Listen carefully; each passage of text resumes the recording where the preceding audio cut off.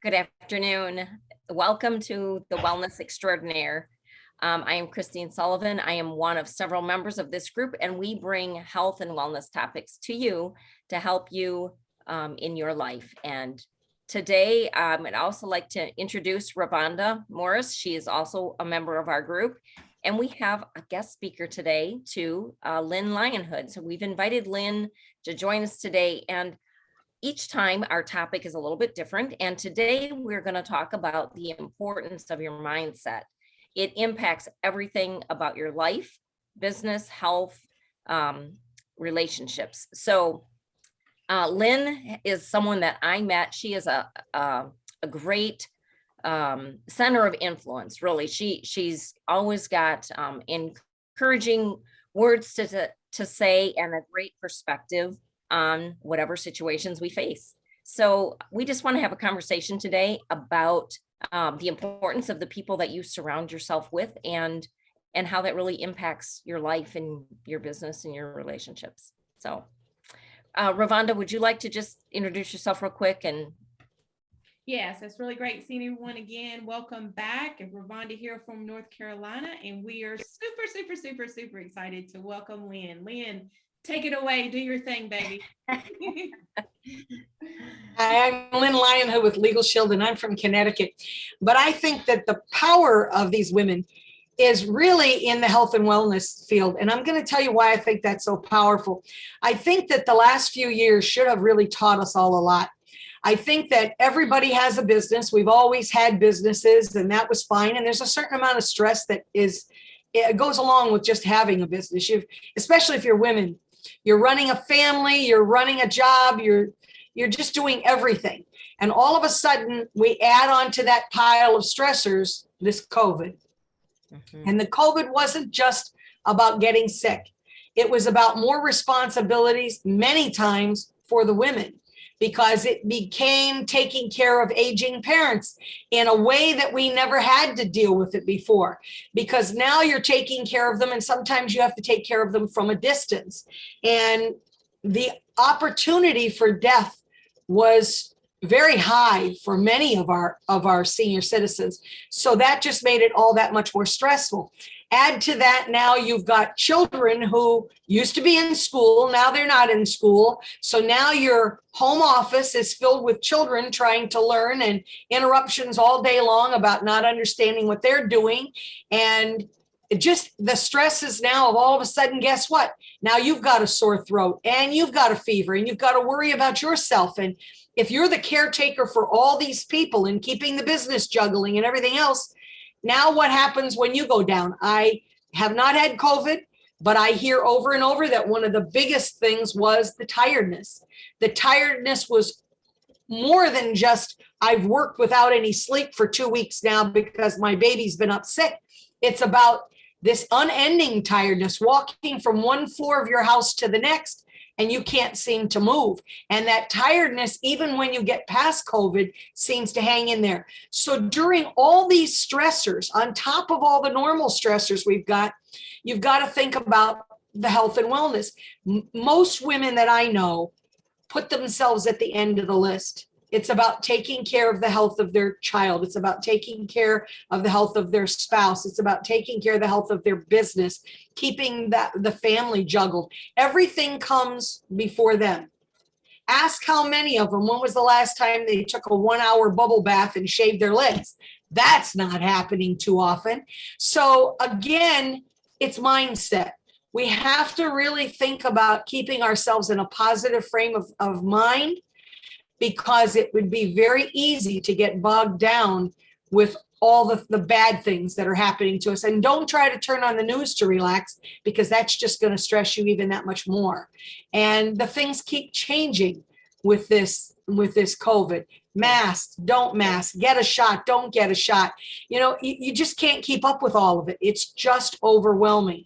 So I think that talking about mindset, no matter what part of health and wellness you contribute, is important. I think this group of women individually, each one of them inspired me so much that I thought, why are they all out there like little islands by themselves, like the ones behind me? Group them all together. put them together and let them share this wonderful and amazing knowledge that they've got with everyone else. So I'm so pleased and so happy to see that you guys are really working this and that you're educating people on all these different areas that are really involved. I mean, health and wellness is not just about taking a vitamin. Right. And a lot of people think that's what it is. Or maybe I go to the doctor and get a checkup once a year. It really isn't just that. It boils down to so many areas of their life and it becomes overwhelming. So if everybody would just come together on the days that you guys have this, get themselves a nice cold drink or a hot cup of coffee, if that's what they like, put their feet up, and for just that period of time, learn from all of you, and then take what they find that they can apply to their life and come back the next time you have a meeting and get some more little good nuggets that they can use in their life. I think that would be good. So I want to ask a question on that. So Lynn, you do a networking group on a regular basis, and you're bringing people together that don't know each other. And we're talking about the importance of who you surround yourself with. Could you give us maybe a couple of tips that you have used successfully and maybe that you teach your people on how to, not every relationship, it takes time to build a relationship and you don't know who really is going to blend with you and who isn't. How do you in that short time take away, like, who do I want to surround myself with? How could you Here's what I would explain to people, the best thing to do. I always, whenever I met with people one-on-one, first of all, if you're going to meet them just out and you're going to have coffee with them, or you're going to meet them on a Zoom meeting like this. So suppose I'm going to meet you two ladies. I used to do a little research first. I would go in and I used to find their LinkedIn profile. Now Facebook is just as important, but if they've got a LinkedIn profile, that's good. I would print off the LinkedIn profile and I would use that as my note sheet because that will tell me where they worked, where did they live, gives me a little picture of them to remind me because I'm kind of old and I would forget what everybody looked like because I just come in contact with hundreds and hundreds of people. It's too much for the brain to keep. And then when I went into a meeting, do I know who I'm going to click with and who I'm not going to click with? No. But here's what my goal is. My goal is to not talk about me at all. Okay. They assume that if we're going to have lunch for an hour, that it's going to be them speaking for half an hour and me speaking for half an hour. Well, I'll speak for half an hour, but I'm not going to speak about what I do. I am there on a mission to learn everything I can about them. And a good line that I always start with is, you know how old you are. I don't. But I'm going to assume you're older than 18. And at the age of 18, you knew what you wanted to do with your life. And I'll guarantee you that it's not what you're doing today. So what happened between that starry-eyed 18-year-old and where you are now? That to me is the most interesting and inspiring thing. I look at everybody like they're a book. And every book is different on the shelf. So today I'm going to pull out the Revonda Morse book and I'm going to pull out the Christine Sullivan book. And I want to make sure that this time that I learn everything I can about you guys. I want to know, where'd you go to school? What did you decide you want to do? What jobs did you have? Why'd you decide that you were a bookkeeper and that wasn't the thing for you? And now you're over here doing something totally different. There's no way those two are even together. And so my goal is to just be a little investigator. And I want to take notes on everything. Take notes on where they live, where they went to school, what are their hobbies, well, who's it, do they have 4 children, have they never had children? You want to know all of that because I don't know what little piece of that information is going to click when I'm talking to the next person in 2 weeks. And I'm going to say, wait a minute, you lived in Idaho. Well, I don't think anybody leaves Idaho. I'm just going to be honest with you. I mean, I don't know a lot of people from Idaho, so I think the Idaho people just stay there. So my thought is, if I found somebody who left Idaho, well, guess what? I know 2 people who live in Idaho. They probably know you. So let me get you guys connected because that's commonality for that person to begin a conversation. Maybe they don't live anywhere near each other in Idaho, but just the fact that they're both have been to Idaho, they'll begin a conversation. So all these notes I'm taking will help me in making connections to other people. And I see being a center of influence as being so powerful and so important. And as I say to people, it will eventually become a human Rolodex in your head. You won't need so many of those notes. But I can't tell you how many file boxes I had of people. And I said, here's what I would suggest you do. If you want to start becoming a center of influence, do that and take notes, like I just said. And then I would get 3 sets of file folders. Christine, have you heard me tell people my filing system before? I'm not sure that I have actually. So I'll know when I start talking whether I have or not. So I tell everybody, go to the Office Depot and get 3 packets of file folders, big packets, because you're going to be a big center of influence. So you want a packet of red file folders, yellow file folders, and green file folders. Forget the manila ones. Let everybody else be a vanilla person. You're not going to be a vanilla person. So I'm going to meet Revonda today, and I'm going to take down all the notes I got on Revonda, and I'm going to put Revonda in a yellow file. And I'm going to meet Christine, and I'm going to talk to her, and I'm going to put a file on Christine in a yellow file in my box. And now I follow back up with Revonda later in the week, and Revonda and I are starting to make connections. And Revonda is now saying, hey, you've done so much for me. Let me make a connection for you. Oh, Revonda, you've now moved. You're out of the yellow file. I moved Revonda to a green file. That means things are going really well with Revonda. I want to do as much as I can for Revonda. She's in the green file. Now, if anybody gets moved to a red file, that's kiss of death. Kiss of death. Once in the red file, it's almost difficult to ever get out of there. So I interject? If I meet you and say you're in a red file, bad news for you.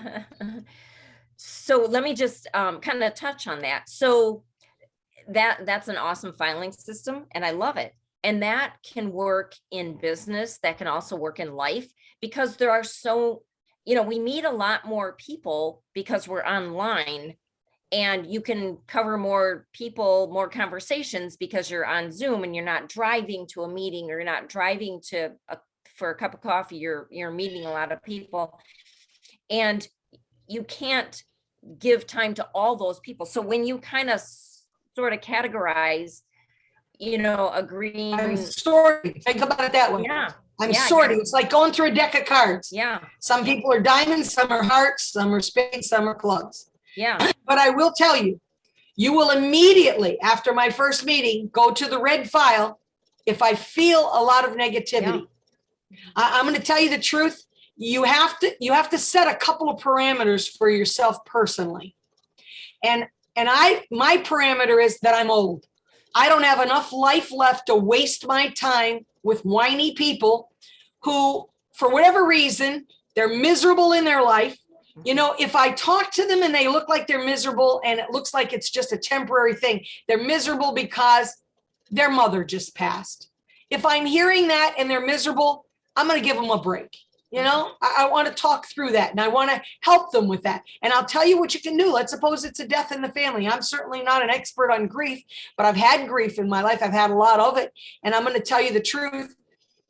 When people hear that somebody's had somebody that passed, they quickly want to skim over that and go off to something else and change the subject.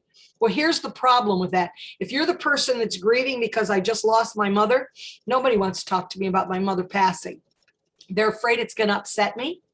But the problem is, a lot of times that person wants to talk about them. And you might say, you just lost your mother. I'm very sorry. Mothers are very, very important in life. Tell me about your mother. Do you know how welcoming that will help them to get past that grief? Tell me what your favorite story about your mother is. What did your mother cook for you that you like? Well, my mother was a crappy cook. She didn't cook anything that was good. Okay, so your mother wasn't a good cook, but what did your mother do that was really good? Maybe your mother taught you to read. Maybe your mother taught you to dance or sing. So I get them talking about that. So I would say that I put a block up if somebody appears to be miserable. If there's not a reason for it and they're just a downer, and we all know people like that, I would get away from that person as fast as I could, because some people are happy wallowing in their misery. And I'm not a therapist. I'm not getting you out of that. You need to go see a therapist. So again, I'm not sure, Revonda, if you're keeping our time. I'm not sure how much time we have left, but just kind of again, I love your system, and it works great for business, and it works also great for the other relationships in our life. And I feel like the yellow, red, green gives ourselves permission to put some people in the red file. And I think we're always afraid to put people in the red file because we feel like we're just pushing them away, but we've actually filed them. So that feels Actually, better. they put themselves in the red file. You True. remember that. You Right. remember that. You're not responsible. You're just the one Right. who was supposed to sort them all out in life. Right. And I'll tell you what, if they're in a red file, why would I introduce them to Revonda and let them get her miserable? Right. Why would I Exactly. introduce them to you? I wouldn't. Mhm. So if you're one of those people that's a red file kind of person, you better go work on yourself a little bit, because everybody I know is going to know this filing system, and you're going in the red file for them Yeah, too. exactly. So I think that's really important to remember and give ourselves that freedom to put someone in a red file or a yellow file as we're learning and growing. And I love the idea that you said, when you're meeting someone, you're letting them talk. You're asking questions about them. You're not coming with the agenda of what can I tell them or what can I share. You're gaining information, you're taking notes, and that's genuine. You're genuinely learning about them. Be very And- interested in them, guys. It's extremely, extremely important. And when we do that, it encourages you as you learn about other people, because people are deep and complex. And, if we just know them on the surface, you don't really know them, you don't really build a relationship. And again, talking about mindset and in health and wellness, and how your mindset really impacts everything in life. You shared the story about your husband and how his mindset was really a key factor in him moving forward and gaining everything back that he gained. I mean, it is, whether it's business, life. And he didn't have that mindset to begin with. Right. He was feeling very sorry for himself, and you have to take some responsibility here. If you let somebody be in that spot and you don't set the rules and set them straight, then shame on you. Mhm. So I remember saying to him, if you're just going to lay here and feel sorry for yourself, you're doing a great job of that all by yourself. You don't need my help. I have 4 little children that are afraid because of what the changes in our life or what they're going through. I'll go spend my time with them. Mhm. And that's important. You cannot let that continue. He has to make that change. And so I told him his attitude was going to determine how well he was going to get through it. And again, I remember him saying to me one day, "You don't understand. I'm dying in here." And he was. I'm going to grant you, it was very serious. But I said to him, I turned the tables on him. I said, "You know what? I'm dying in here too." Because every day we all get one day closer to death. Yep. So I don't see you feeling sorry for me. So I want to say one thing kind of important about both personal and professional. I think, again, it starts with your mindset. If you're a person that's kind of gets up and, oh, it's Monday morning, and you know what? You're going to attract that. You really, truly are. I get up every Monday morning. I kind of hate Fridays, because Fridays mean, guess what? The week is over. Mhm. Now we just have to do something else for the weekend and can't wait till Monday morning. But I approach Mondays. And for most of us who work for ourselves, if you adopt this mindset, I promise you, force yourself to stay in this spot for a while and you'll see a marked difference. I think of every day as a treasure hunt. The treasure's not buried in my house. If I don't open that door and go outside that house, now let's suppose we're all in lockdown, then opening the door is opening up like a Zoom meeting. Mhm. That's opening the door. So if you sit on your couch and you do nothing, that's exactly what you're going to reap. Nothing. It's the people that open that door. And I say, look, if there's $1 million hidden underneath a bed somewhere, and I'm supposed to clean all the beds in the hotel, if I clean 2 beds and go, that's it, it's too hard, I can't do this work, I'll never find the $1 million. The person coming in behind me who starts the job will find it. I know that it's there, and I have to go find it. And I'm telling you, it's the best feeling in the world. So go find somebody positive that you're going to link up to.